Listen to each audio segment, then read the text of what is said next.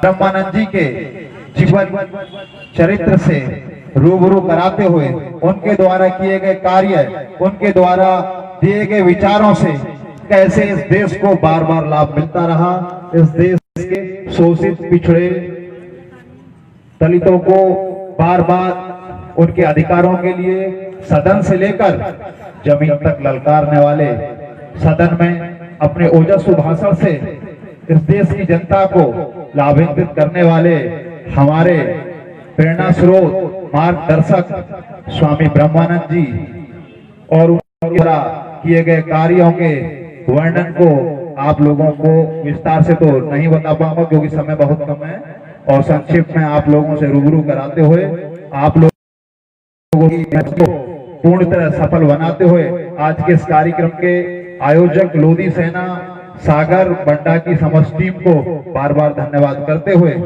पुनः आप लोगों से मेरा एक सीधा सीधा संदेश रहेगा कि स्वामी जी के द्वारा किए गए कार्य को एक बार अपने गहन अध्ययन से जानने के बाद उसको अमल करने का प्रयास करेंगे तो बहुत कम समय में ही समाज का उत्थान होना निश्चित तय है। तो जैसे कि सभी पूर्व वक्ताओं ने कहा, स्वामी जी ने बहुत कार्य किया। स्वामी ब्रह्मानंद जी लोधी समाज के प्रथम सांसद थे। लोधी समाज से पहली बार संसद जाने वाले वह इकलौते महापुरुष हैं जिन्होंने पहली बार लोधी समाज की तरफ से संसद में कदम रखा। अपनी 4000 बीघे जमीन भारत के पहले कृषि विद्यालय के लिए दान करने वाले, अपनी 4000 बीघे जमीन भारत के पहले कृषि विद्यालय के लिए दान करने वाले ऐसे त्याग मूर्ति। लोधी समाज भारत के किस किस प्रदेश में रहता है, पूर्व भ्रमण करने वाले, समाज के प्रत्येक प्रदेश में अपने जनों को पहचानने वाले, दूरदर्शी इंदिरा गांधी के सलाहकार, ऐसे महान क्रांतिकारी, भारत छोड़ो आंदोलन के नायक, नमक आंदोलन के कर्णधार, ऐसे महापुरुष को हम, और सागर तो बुंदेलखंड में आता है, बुंदेलखंड में आता है कि नहीं, बुंदेलखंड की धरा पर जन्मे ऐसे महापुरुष को हम लोग नहीं पहचान पाए जो आज पहचान के भी मोहताज हैं। पूरे भारत में प्रत्येक राज्य में पाए जाने वाला लोधी समाज आज एक ऐसे महापुरुष को नहीं पहचान पा रहा है जो किसी भगवान से कम नहीं था, जो किसी भगवान से कम नहीं था, वो आज अपनी पहचान का मोहताज है। लोधी समाज के लोग 40 साल से राजनीति कर रहे हैं। 40 साल की राजनीति में न तो समाज के नेता आज तक न वीरांगना अवंतीबाई लोधी को भारत के गजट के इतिहास में शामिल करा पाए और न ही स्वामी ब्रह्मानंद जी को भारत रत्न से सम्मानित करा पाए। तो ऐसी तुच्छ राजनीति का हम क्या करें? हम लोगों को ब्रह्मानंद जी के विचारों को समझकर अध्ययन कर, जैसे ब्रह्मानंद जी कहते थे कि एक समय होता था जब रानी के पेट से राजा पैदा होता था और एक आज का समय है जब आपके वोट से राजा पैदा होता है। तो आपको समझना होगा कि हमें अपना राजा कैसे पैदा करना है।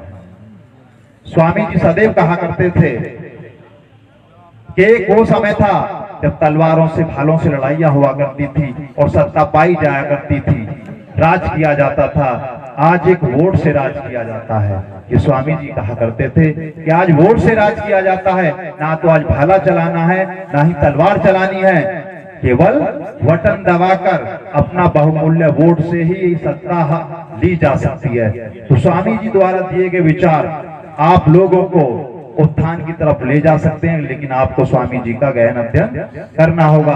और आज अपने समाज के लोग, ये स्थिति है, आपने भी आज भी देखा होगा, सदैव एकता की बात कही जाती है, सामाजिक एकता होनी चाहिए, सामाजिक एकता होनी चाहिए। समाज के 4 लोग वहां खड़े रहते हैं, 4 लोग वहां खड़े रहते हैं, एक साथ बैठ नहीं पाते, ऐसे एकता हो जाएगी क्या? ऐसे एकता हो जाएगी क्या?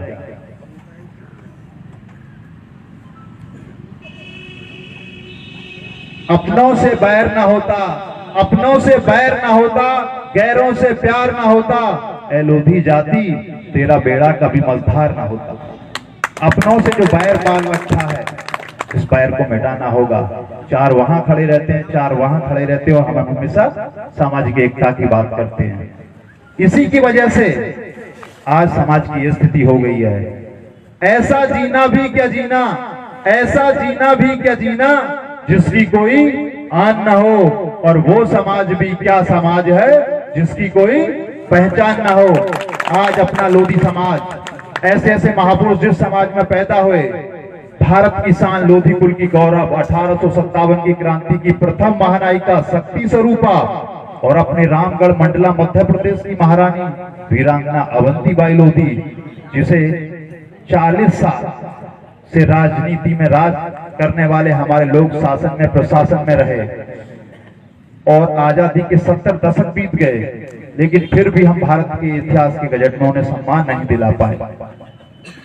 छोटे छोटे समाज, छोटी छोटी जातियां आज कहां पहुंच गई। हर समाज हमसे बहुत आगे निकल गया।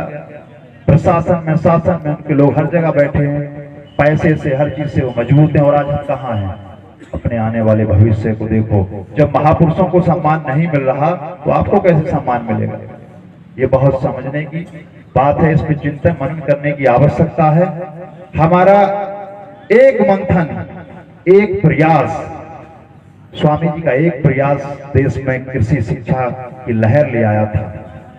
स्वामी जी के द्वारा कृषि संशोधन, रेलवे संशोधन, बहुत सारे कार्य हुए। उनके एक छोटे से प्रयास से, अगर एक बार आपने प्रयास किया तो मध्य प्रदेश के लोधी समाज ही क्या, उत्तर प्रदेश, पूरे भारत के लोधी समाज की सूरत ही बदल जाएगी। बस एक प्रयास की आवश्यकता है, एक मंथन की आवश्यकता है। और आप लोगों को ज्यादा मैं समय आप लोगों का नहीं लूंगा, और ज्यादा मैं आप लोगों को ज्ञान भी नहीं दे सकता हूं, क्योंकि मैं खुद इतना ज्ञानवान नहीं हूं। स्वामी जी के विचारों से जो प्रेरणा मिलती है, स्वामी जी ने जो अपने जीवन में किया है, उसी को आपको रूबरू कराते हुए, आप लोगों को चिंतन करने के लिए प्रेरित करते हुए, स्वामी जी के मार्गदर्शन में पुनः मैं आपसे कहूंगा, पुनः मैं आपसे फिर कहूंगा कि आने वाले समय को समझिए। आज जो वर्तमान में हमारी स्थिति इतनी खराब है, तो भविष्य कैसा हो सकता है, भविष्य कैसा हो सकता है। इस पे चिंतन और मनन कीजिए। और अपनी वाणी को विराम देते हुए अंत में तो आपसे यही कहूंगा, हो गई है पीर पर्वत सी, हो गई है पीर पर्वत सी पिघलनी चाहिए, और अब इस हिमालय से कोई नई गंगा निकलनी चाहिए। सिर्फ हंगामा खड़ा करना, सिर्फ हंगामा खड़ा करना लोधी सेना का मकसद नहीं, सिर्फ हंगामा खड़ा करना लोधी सेना का मकसद नहीं। हमारी कोशिश है कि अब आपकी भी सूरत बदलनी चाहिए। जय हिंद, जय भारत, जय स्वामी ब्रह्मानंद जी।